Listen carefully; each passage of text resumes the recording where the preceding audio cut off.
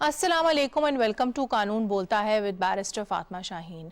नाजरीन, आज अपने शो में हम एक ऐसे बर्निंग सोशल इशू के ऊपर बात करेंगे जिसे ना सिर्फ पाकिस्तान फेस्ड है बल्कि मुख्तलिफ ममालिक भी फेस्ड है। हम बात करेंगे इस बढ़ते हुए ट्रेंड की, जहाँ पे हम बात करते हैं फोर्स्ड मैरिजेस की, जहाँ पे हम बात करते हैं चाइल्ड मैरिजेस की। किसी भी वैलिड मुस्लिम निकाह के लिए ज़रूरी है कि उसमें ना सिर्फ दोनों पार्टीज़ की कंसेंट हो, उनकी रजामंदी हो, बल्कि इसके साथ साथ ये भी बहुत ज़रूरी है कि कानून जो मिनिमम एज प्रिस्क्राइब करता है वो उस रिक्वायरमेंट के साथ कंप्लाई करें।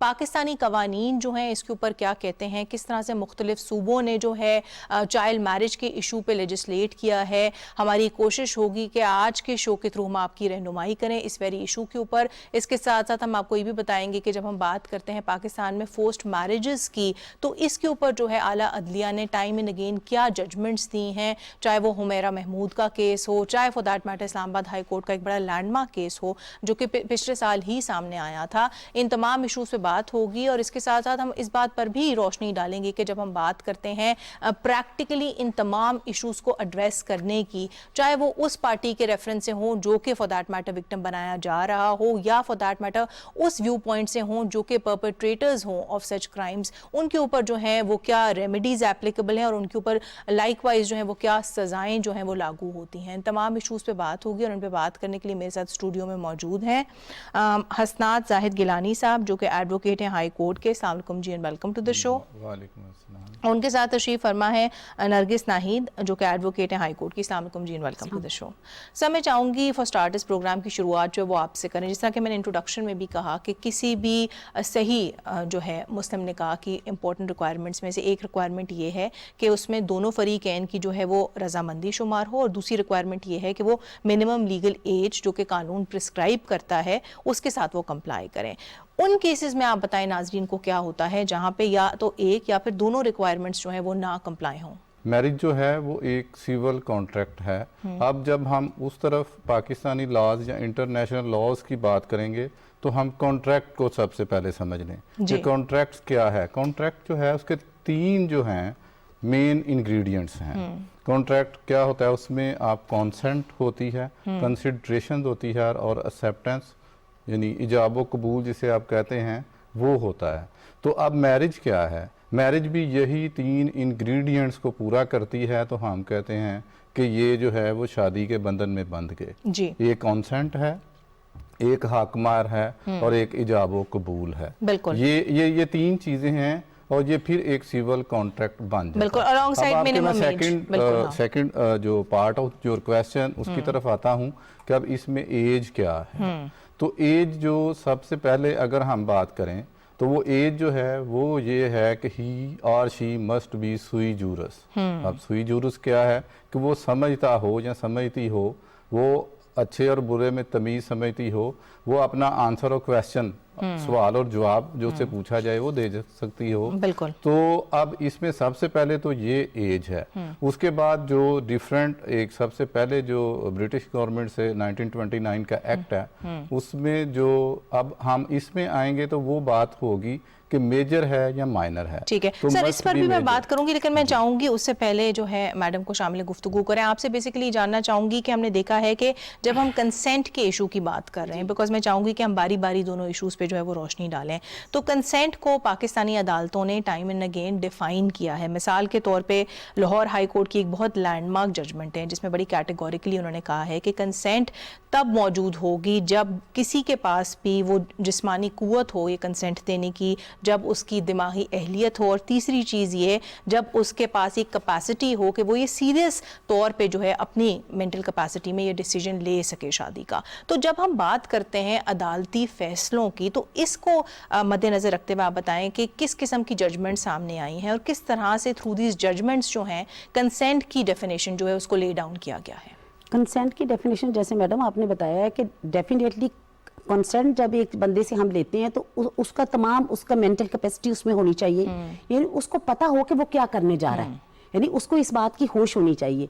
आप ये देखिए कि जब हम बहुत इस मैरिज की जब हम बात करते हैं तो हम चाइल्ड मैरिज की जब हम अपने मुल्क में बात करते हैं तो वो इतनी छोटी बच्चियां होती हैं या बच्चे होते हैं, उनको तो ये पता भी नहीं होता कि हम क्या करने जा रहे हैं, फिर उनकी कंसेंट कैसी।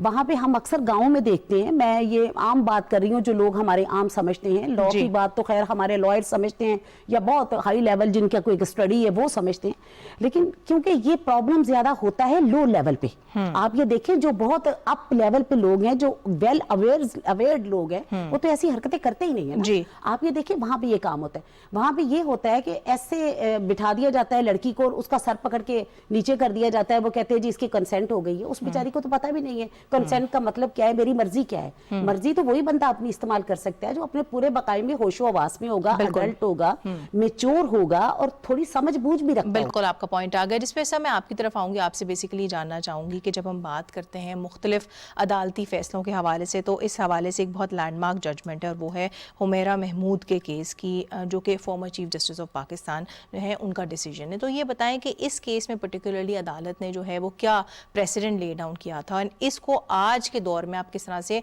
अप्लाई होते हुए देखते हैं?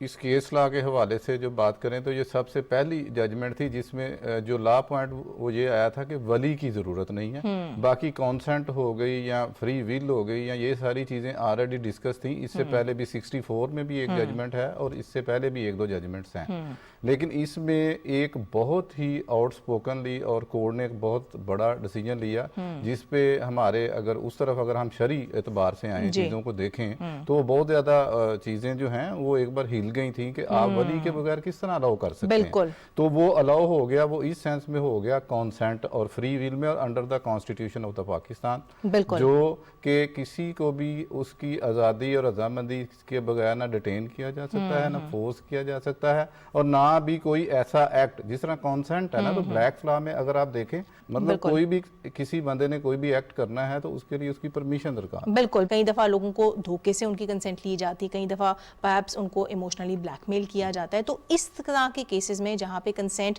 इतनी ब्लैक एंड वाइट तरीके से ना एक्वायर की गई हो, तो क्या वो कंसेंट तस्लीम की जाएगी to make it a valid निकाह? इसमें दो तीन चीज़ें हैं। एक तो ये कॉन्सेंट पे आई थी जजमेंट्स और up to the supreme court गई, और एक जो थी वो थी कि इनके अगेंस्ट जो है इस जोड़े के अगेंस्ट क्रिमिनल कार्रवाई स्टार्ट हो जाती थी, तो उसके ऊपर भी हैं। अब मैं आपके उस क्वेश्चन की तरफ आ जाता हूँ। देखें कोर्ट्स खुद को सेटिस्फाई करती हैं, प्रैक्टिकली होता क्या है कि कोर्ट्स टाइम देती हैं क्योंकि पेरेंट्स ऑन द बोथ और स्पेशली जो फीमेल के पेरेंट्स होते हैं वो आए होते हैं और ज़्यादातर जो 491 की हेबियस है वो भी वही फाइल करते हैं कि हमारी जो बच्ची है या उसको ज़बरदस्ती कोई उठा के ले गया या किसी ने ज़बरदस्ती डिटेन किया हुआ है। तो कोर्ट क्या करती है, कोर्ट टाइम देती है, कोर्ट खुद से डिटर्मिन करती है और कोर्ट जो है वो खुद से अपना माइंड अप्लाई करती है उसको to bring the corpus in the court.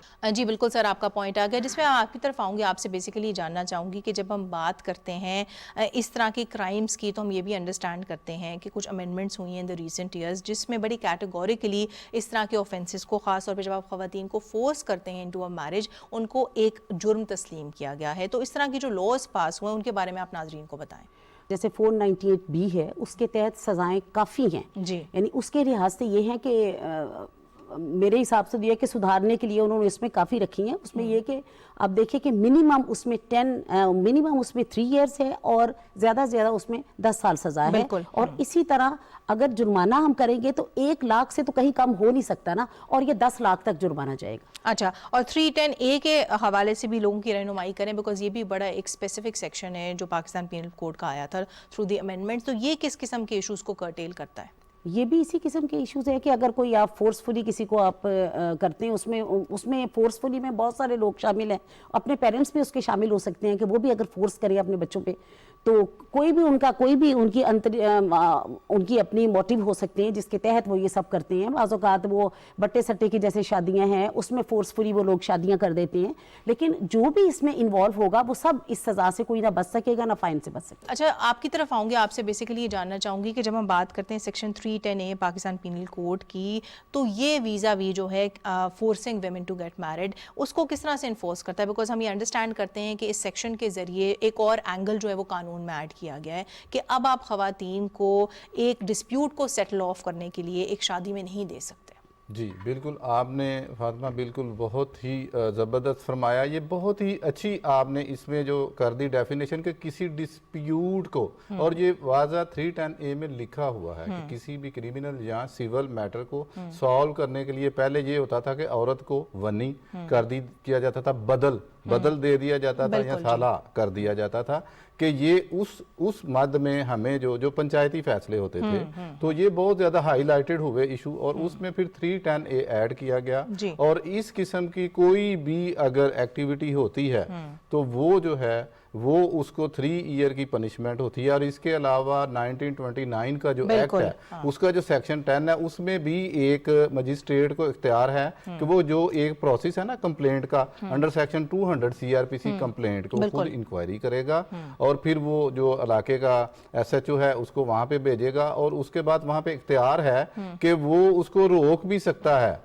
यानी उस पे इंजेक्शंस दे सकता है, स्टे दे सकता है, यानी उस मैरिज को रुकवा दिया जाएगा। यानी ये सबसे बड़ी अहम चीज जो है प्रिवेंशन में कभी-कभी जो आप बात कर रही थी इससे पहले आपने बात की, हाँ प्रिवेंशन भी आप कह रही हैं, या रिस्ट्रिक्शन आप इसको थोड़ा सा एलैबोरेट और कर लें। और उसके अलावा आपने शुरू में जो बात की थी कि इम्प्लीमेंटेशन, तो ये इम्प्लीमेंटेशन भी इसमें शामिल कर दी गई है कि वो वाली शादी रोक दी जाएगी, वो हो ही नहीं सकती। जी बिल्कुल सर। जिसमें मैडम मैं आपकी तरफ आऊंगी, आपसे बेसिकली जानना चाहूंगी कि जब हम बात करते हैं बचपन की शादियों की, जब हम बात करते हैं पाकिस्तान में चाइल्ड मैरिजेस की, तो हम ये बात अंडरस्टैंड करते हैं कि चाइल्ड मैरिजेस अब एक ऐसा इशू है जो कि प्रोविंसेस के डोमेन में फॉल करता है, more particularly after the 18th amendment. तो इस हवाले से आप बताएं कि मुख्तलिफ सूबों ने इस इशू के ऊपर क्या कानून साजी की है और क्या क्या हम वेरिएंस देखते हैं पेनल्टीज़ की जब हम बात करते हैं चाइल्ड मैरिजेस को पनिश करने की। पाकिस्तान के जो सूबे, उसमें जो सिंध सूबा है उसमें सिर्फ उन्होंने थोड़ा चेंज किया है कि 18 साल उन्होंने फीमेल के लिए रखी है एज, और 18 साल ही मेल के लिए रखी है, जबकि बाकी तमाम सूबों में पंजाब समेत 16 साल फीमेल के लिए है और 18 साल मेल के लिए है। लेकिन अगर इसको कोई वायलेट करता है, इसको वायलेशन करता है, तो फिर उनके लिए सज़ा जो है वो सिंध में ज़्यादा सज़ा है। जी वहाँ पे आप देखिए उन्होंने जुर्माना भी 1 लाख रखा है, हमारे पंजाब में 50,000 जुर्माना है, और वहाँ पे जो उन्होंने जेल टाइम है वो भी उनका 3 साल है, उनका 3 साल है, पंजाब में 6 महीने, पंजाब में 6 महीने। बिल्कुल बिल्कुल। तो ये बहरहाल उन्होंने किया है। मेरा ख्याल है ये भी बहुत इंपॉर्टेंट है लोगों को बताना कि जहाँ पे ये सजाएं एग्जिस्ट करती हैं वहाँ पे इन सजाओं को इम्प्लीमेंट भी किया जाता है, बिकॉज हमने देखा है कि लोगों को, मतलब फैमिली मेम्बर्स को भी, बल्कि निकाह ख्वाह जो हैं उनको भी पीनलाइज किया गया है अंडर वेरियस प्रोविजंस। सर आपकी तरफ आऊँगी, आपसे जानना चाहूँगी कि हमने कानून के बारे में तो जनरली बात की, लेकिन इसका एक बहुत इंपॉर्टेंट पहलू ये भी है कि हम लोगों की इस बात पे रहनुमाई करें कि वो बच्चे या माइनर्स जिनको फोर्सफुली शादी कर दी जाती है, जिनको चाइल्ड मैरिजेस का पार्ट बना दिया जाता है, वो अगर मेजॉरिटी एक्वायर करते हैं तो वो क्या तरीक़ेकार इस्तेमाल कर सकते हैं इस शादी के मायदे को मनसूख करने के लिए। जी बिल्कुल इस तरह से है कि इसमें हमारे जो कवानीन हैं, अब इसमें अट्रैक्ट करेगा कैंसलेशन के लिए फैमिली लॉज जो हैं, जो फैमिली लॉज मौजूद हैं। एक उसमें 1961 का जो प्रोसीजर, जो जिस तरह से CRPC है और PPC है, यानी procedural law and substantive law, तो इसी तरह से 1961 के जो लॉ हैं वो ये बताते हैं कि 3 किस्म की मैरिजेस को वो डिफाइन करते हैं, वाइड, वैलिड और इनवैलिड। आप देखें इसमें आप जब आप जाएंगे 1964 के तहत, तो आपके पास 2 ऑप्शन हैं। एक तो है कि डिसोल्यूशन ऑफ मैरिज, जिसे आप खुला कहते हैं, जब आप मैरिज को कबूल करेंगे तो आप डिसोल्यूशन ऑफ मैरिज में जाएंगे, और जब आप मैरिज को कबूल नहीं करेंगे, यानी आप कहेंगे कि ये वॉइड मैरिज है, तो उसको आप जैक्टिटेशन उसे हम कहते हैं, वो एक सूट होता है, सूट फॉर जैक्टिटेशन ऑफ मैरिज, तकजीबे निकाह, बिल्कुल वेरी प्रॉपर वर्ड, और ये अंडरस्टैंडिंग के लिए भी अच्छा है लोगों के लिए। बिल्कुल। इससे पहले कि हम प्रोग्राम का इख्तिताम करें, आपसे बेसिकली जानना चाहूँगी कि हमने इस बात पर तो तफसीली गुफ्तगू की कि जब हम फोर्स्ड मैरिजेस की बात करते हैं, चाइल्ड मैरिजेस की बात करते हैं, तो इस हवाले से बड़े कॉम्प्रहेंसिव कवानीन जो हैं वो पाकिस्तान में मौजूद हैं, दोनों किस्म के एक्ट्स को जो है वो क्रिमिनलाइज किया गया है। लेकिन जब हम इम्प्लीमेंटेशन की बात करते हैं तो हम देखते हैं यहाँ पे गैप्स मौजूद हैं। तो आप क्या समझते हैं बतौर एक लॉयर कि वो कौन से इश्यूज़ हैं जिनको हमें एड्रेस करना चाहिए है एडमिनिस्ट्रेशन ऑफ जस्टिस सिस्टम में, सो दैट हम इन गैप्स को जो है इनको ओवरकम करें? जी जो ये गैप्स हैं, या ये सबसे ज़्यादा ज़रूरी है जो मैं समझता हूँ कि डिलेज़ हैं इसमें, तो अगर वो एक जस्टिस का एक असूल भी है कि delay in justice denied, justice delayed is justice denied. Yeah. तो इसको सिर्फ और सिर्फ अगर हम ओवरकम कर लें, अगर हम इसको ओवरकम कर लें, ये जो फीमेल से रिलेटेड और चाइल्ड और मैरिजेस से रिलेटेड है कि इसमें इस मैटर में और इसमें हो भी रहा है, लेकिन उस हवाले से अभी आपने जिस तरह से निशानदेही की कि गैप्स मौजूद हैं,